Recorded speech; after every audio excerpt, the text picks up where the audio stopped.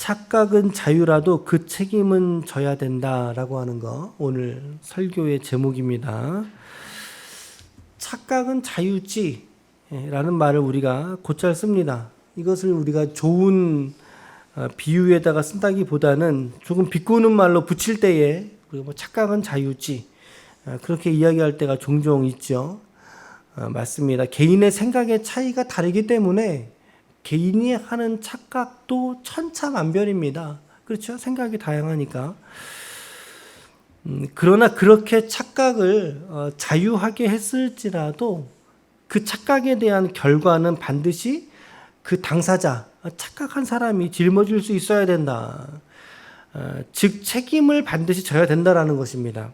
이것을 조금 더 적극적으로 표현한다면 책임을 지게 되어져 있다는 거죠. 착각을 한 사람과 그 착각한 사람이 갖게 되는 책임은 서로 상관관계가 있는 것입니다. 오늘 일례가 오늘 성경에서 등장하고 있죠. 누가 착각하고 있습니까? 말씀해 보면 누가 착각하는 거예요? 아수르가 지금 착각에 빠져버렸습니다. 아수르가 5절 말씀에 아수르 사람은 화 있을진저 하나님이 아수르를 향하여 지금 화가 있을 것이다 라고 지금 말씀하고 있는 거예요. 그러면서 뭐라고 말씀하세요? 그는 아수르죠. 내 진노의 막대기요. 그 손의 몽둥이는 내 분노라. 즉 아수르가 지금 세계 열강 속에서 어떤 심판자의 노릇, 이 역할을 하는 것, 이것은 아수르의 진노가 하나님의 막대기, 진노의 막대기였기 때문에 그들이 그런 역할을 했다라는 것이죠. 시편에서도 보면 뭐라고 되어 있어요? 23편에 주의 지팡이와 막대기가 나를 안위하시나이다 라고 할 때 지팡이는 어떤 거예요? 이렇게 백성들을 인도하는 거죠. 일로 와, 워워워워, 이리가 저리가 라고 하는 게 지팡이예요. 막대기는 뭐예요? 이놈의 자식! 이렇게 늑대들이 오면은 이제 싸우는 거죠. 적들을 물리치는 도구. 그것이 막대기입니다. 막대기는 공격용이에요. 지팡이는 호신용이라면 막대기는 공격용이다. 그러니까 이제 이 본문에서 말씀하고 있는 이 막대기도 이제 그러한 역할을 한다는 거죠. 전쟁의 도구 중에 하나를 말하듯이 동일하게 이 막대기가 그러한 의미를 가지고 있는 거예요. 그러면서 그 손의 몽둥이, 아수르의 손에 들렸던 그 몽둥이는 내 분노라고 말하고 있습니다. 누구의 분노겠어요? 하나님의 분노. 아수르 손에 들고 있던 몽둥이가 하나님의 분노를 표출하는 그러한 도구로 쓰여졌다라고 하는 거죠. 그래서 사실은 이 아수르가 고대 근동 역사에서 이렇듯 큰 나라가 되고 마치 그 시대를 접수해버리지 않았습니까? 그 시대를 접수하는 큰 민족이 된 것이 사실은 뭐예요? 하나님의 주권적인 역사, 하나님의 주권적인 역사의 결과였다. 그러니까 6절에 보시면 6절에 내가 그를 보내어 하나님이 아수르를 보냈다고 말씀하고 있는 거예요. 아수르를 움직이는 게 하나님이라는 거예요. 그를 보내어서 경건하지 아니한 나라들, 대표적으로 이스라엘이 경건하지 않았잖아요. 그 나라들을 치게 하며 내가 그에게 명령하여 나를 노하게 한 백성들을 쳐서 탈취하며 노력하게 하며 또 그들을 길거리에 진흙같이 짓밟게 했다. 이 모든 심판의 역할을 하나님이 이 심판의 그림을 하나님이 그리셨고 그 부추로 들려서 쓰였던 민족이 바로 아수르였다는 거예요. 내가 그를 보내고 내가 그에게 명령하지 않았느냐. 내가 그를 들고 부추로 내가 이 그림 내가 다 그린 거야. 내가 다 그린 거야. 그런데 아수르의 생각은 달랐던 거예요. 지금 보니까 아수르는 다르게 생각했다는 거죠. 7절 말씀을 같이 읽을까요? 7절 시작. 그의 뜻은 이 같지 아니하며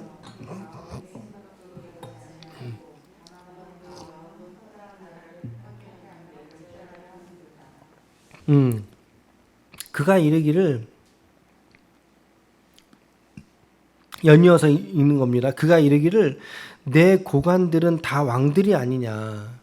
9절에 갈로는 갈그미스와 같지 아니하며 하맛은 아르밧과 같지 아니하며 사마리아는 다메섹과 같지 아니하냐. 7절에 보니까 그의 뜻, 그의 뜻은 누구의 뜻을 말하는 거예요? 아수르를 말하고 있는 거죠. 아수르의 뜻은 이 같지 않다. 내 생각하고 다르다. 그리고 그의 마음의 생각도 이 같지 않다. 내 생각하고 다르다. 단지 그들의 마음은 허다한 나라를 파괴하면서 멸절하려고 하는 것에 있었다라고 하는 것입니다. 9절 말씀을 여러분들이 그냥 언뜻 읽으면은 이해가 훅 들어오세요? 9절 말씀에 갈로는 갈그미스 같지 않고 하맛은 아르밧 같지 않고 사마리아는 다메섹 같지 아니하냐. 그냥 언뜻 이 말씀 읽었을 때 우리가 잘 이해가 안 되죠. 잘 안 와닿아요. 이럴 때는 어떤 성경책을 피라 그랬어요? 세번역 성경을 좀 피시면 도움이 돼요. 쉬운 성경이나. 제가 세번역으로 읽어드려 볼게요. 9절 말씀 들어보세요. 갈로는 갈그미스처럼 망하지 않았느냐. 그러니까 둘 다 망했네요. 하맛도 아르밧처럼 망하지 않았느냐. 둘 다 망했네요.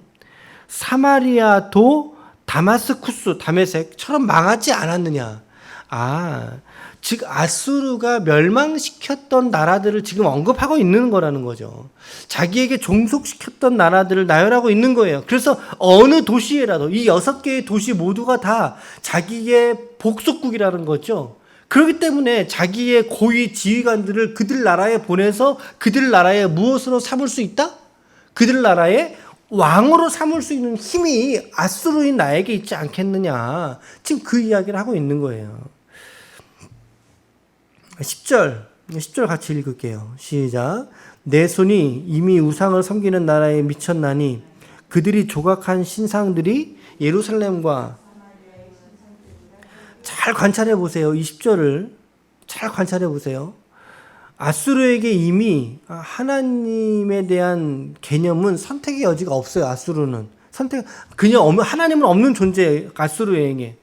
게다가 예루살렘과 사마리아의 신상들보다 더 뛰어난 신상이 자기한테 있다 그러죠. 여러분, 말씀에 보면 하나님이 자기의 형상은 만들어도 된다고 하셨나요? 그러셨나요? 하나님이 당신의 형상이라도 이 세상에 무엇으로라도 자기 형상을 만들지 말라고 하셨단 말이죠. 십계명에서부터 하나님을 형상으로 표현하는 것은 성경이 철저하게 금지하고 있는 조항입니다. 금지 조항입니다. 이게 하나님의 근본 뜻이에요. 변치 않는. 그런데 이 10절의 말씀을 잘 관찰해 보세요. 이미 예루살렘과 사마리아에도 그들 나름대로 섬기는 우상들이, 그렇죠? 여호와가 아닌 신들이 그들의 생활 속에 질비하게 뚫고 들어가 있다는 것을 우리가 관찰하게 된다는 거죠. 이미 사마리아와 예루살렘 가운데 우상들이 판을 치고 있었다라는 거예요. 여러분, 우상 숭배는요, 이거 우상 숭배입니다 이러고 말하면서 오지 않아요. 그러고 오지 않아요. 이스라엘이 신상을 만들 때 이거 우상인데요? 이러고 만들었겠습니까? 그러지 않다는 거죠. 이미 오래된 감각, 무뎌진 감각, 영적인 무뎌짐이 그들의 우상 숭배를 정당화시키는 그런 어리석음이 그들 가운데 일상화돼 버렸다는 것을 반증할 수 있는 구절이에요. 이 10절 이 말씀을 잘 관찰하면 여러분, 우상은 절대 우상이라고 말하고 오지 않아요. 나 우상 아닌데? 그러다가 신자들의 마음에 어느덧 하나님을 몰아내고 그 자리에 떡하니 들어앉아 있는 게 우상이라는 사실이에요. 하나님이 아닌 다른 것들을 더 사랑하고 그 마음속에 더 신경을 쓰는 그것이 있다면 우리가 하나님 앞에 정직하게 오늘 반응할 수 있어야 할 줄로 믿습니다. 아멘. 제가 주일날 설교할 때 끝까지 가는 신앙에 대해서 말씀드렸잖아요. 그리고 끝까지 가는 신앙을 유지할 수 있는 비결이 뭐라고 말씀드렸어요? 정직과 성실이라고 말씀드렸어요. 하나님 앞에 정직하고 말씀에 성실하고 이웃들에게 정직하고 기도에 성실하고 그럴 때 이 처음의 신앙 끝까지 오히려 처음 신앙이 끝까지 가면 어떡하겠어요. 처음 신앙보다 더 깊어지고 더 풍성해진 열매 맺는 신앙으로 나아가야 되지 않겠습니까? 그렇죠. 정직과 성실이라는 것이 상당히 중요한 것이다. 여러분, 하나님 앞에, 오늘 이 말씀 앞에 정직하게 반응할 수 있기를 축복합니다. 우리의 손과 우리의 발과 우리의 마음에 담아둔 우상들이 있다면 날마다 여러분 말씀의 지우개로 지워갈 수 있기를 축복합니다. 그리고 기도의 빗자루로 쓸어내버릴 수 있기를 축복합니다. 하나님이 지금 아수르의 심판을 확정하시는데 12절 말씀에 그러므로 주께서 주의 일을 시온산과 예루살렘에 다 행한 후에 심판 이후입니다. 그러니까 심판 이후에 아수르 왕의 완악한 마음의 열매와 교만이죠. 높은 눈의 자랑을 벌하시리라. 그러면서 13절, 14절 말씀에 이 두 구절 안에 1인칭 소유격이나 1인칭 주어로 쓰여진 관용구가 있는지 한번 찾아보세요. 몇 개나 있어요. 한번 줄쳐보세요, 여러분. 한번 보세요. 이 13절, 14절 말씀에 나의, 내가, 내 어쩐, 이런 표현들이 몇 가지나 있는지 한번 찾아보세요. 제가 읽어갈게요. 그의 말에, 아수르의 말이죠. 나는 내 손의 힘과 내 지혜로 이 일을 행하였나니 나는 총명한 자라. 열국의 경계선을 걷어치웠다. 그들의 재물을 약탈했고 용감한 자처럼 거주하는 자들을 낮춰버렸고 14절 내 손으로 열국의 재물을 얻은 것은 새의 보금자리를 얻음 같고 온 세계를 얻은 것은 내버린 알을 주움 같았으나 날개를 치거나 입을 벌리거나 지저귀는 것이 자기 앞에 하나도 없었다라고 말하더라는 거죠. 13절 14절. 이 오늘 아수르가 지금 무엇을 착각하고 있는 거예요? 내 손으로 했다는 거예요. 내 힘으로 했다는 거죠. 내 지혜와 내 총명을 가지고 이 모든 전쟁 역사 이거 내가 한 거야. 이거 내가 한 거야. 이것이 얼마나 큰 착각입니까, 여러분? 한번 생각해 보세요. 하나님의 입장에서 한번 생각해 보세요. 이게 얼마나 큰 착각이라는 거죠. 하나님의 생각과 지금 아수르의 생각이 완벽하게 대치를 이루고 있죠. 180도 상대방에 위치해 있어요. 이거를 무슨 점이라 그래요? 대척점이라고 그래요. 대척점. 180도 대척점에 서 있단 말이죠. 이것이 어떻게 아수르의 착각이 아닐 수 있겠느냐는 거예요. 내 손, 내 힘, 내 지혜와 내 총명. 여러분, 착각은 자유입니다. 네, 착각은 자유입니다. 그러나 착각 뒤에 책임은 본인이 져야 한다는 것을 오늘 잊지 마시길 바랍니다. 바로 뒤에 연이어 나오잖아요. 바로 뒤에. 16절 보세요. 그러므로라고 돼 있잖아요. 그러므로라는 말이 어떤 말입니까? 인과관계가 있다는 뜻입니다. 앞에 게 원인이 됐기 때문에 내가 뒤에 그러므로 이후의 것들을 내가 이 사람한테 행할 거야 라고 하는 거죠. 16절 보세요. 그러므로 주 만군의 여호와께서 살진 자를 파리하게 하시며 아수르를 말하겠죠. 그의 영화 아래에 불이 붙은 것 같이 맹렬하게 그의 영광을 태워버리실 것이다. 17절과 18절을 같이 읽어볼게요. 시작. 이스라엘의 빛은 불이 되고 하루 사이에 그의 가시와 찔레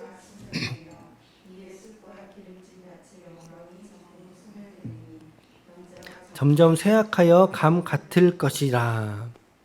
아수르의 모든 영광을 하나님이 걷어가시고 영광을 소멸하시겠다.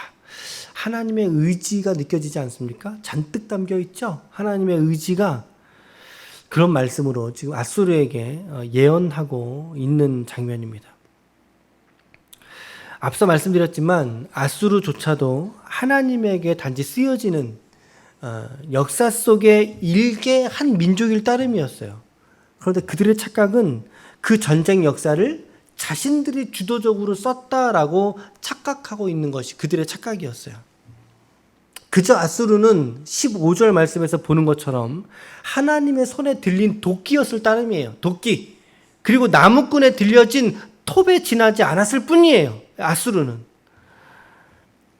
여러분, 하나님 앞에서 늘 겸손한 신앙과 믿음을 갖고 유지할 수 있기를 축복합니다. 여러분, 우리도 교만할 때가 있어요. 교만할 수도 있어요, 우리도. 지난번에 그 개척교회 목사들 모임에 제가 한번 갔었다고 말씀드렸잖아요. 그때 한 8명이 모였나 그래요. 많지 않은 8명? 9명 모였나? 모여서 이제 각자들의 이제 교회에 대한 간증을 하는 거예요. 또 어떤 분은 교회를 하시지만 이렇게 알바를 하시고 대부분 이렇게 쿠팡을 많이 하시더라고요. 이렇게 택배 이런 이렇게 운송하는 게 개인업이기 때문에 그래서 이제 그런 얘기 하시고 우리 교회 이런 성도들이 있었습니다. 간증도 하고 이런 어려움이 있습니다. 이렇게 몇 명 모입니다. 그런 얘기 하다가 제가 이제 새신자니까 거기에 새로운 인원이니까 저희 교회 이야기를 잠깐 했죠. 이렇게 됐고 이런 기도로 이렇게 모이게 됐습니다. 이렇게 모이고 있습니다.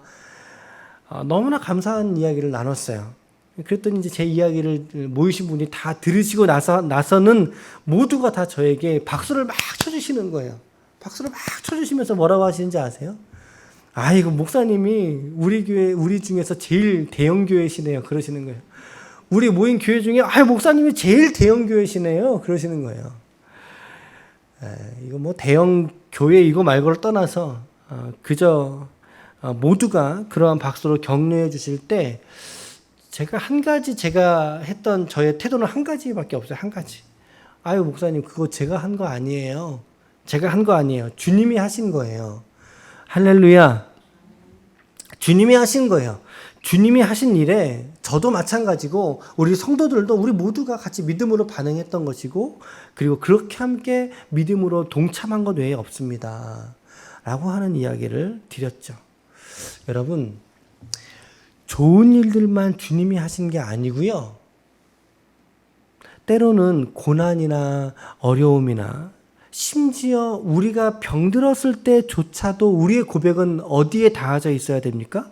주님, 내게 병 주신 분이 주님이신 줄로 믿습니다.